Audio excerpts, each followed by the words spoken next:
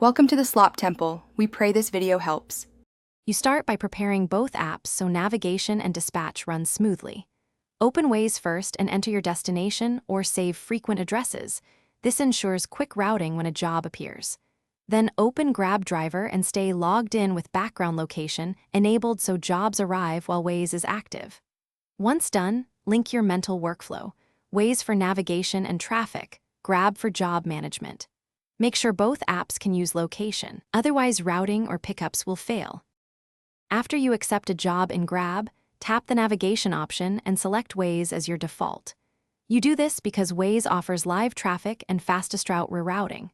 Once Waze takes over, follow turn-by-turn voice guidance and watch lane indicators.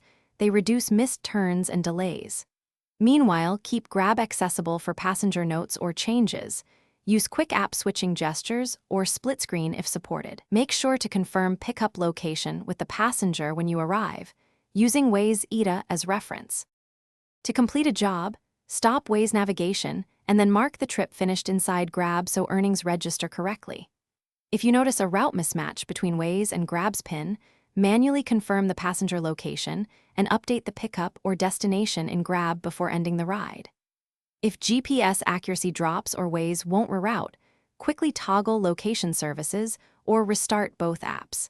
This refreshes GPS locks and clears stale routing data. One tip: clear background apps rarely, but only when needed to avoid losing job notifications. Thanks for watching. Consider subscribing if we helped you.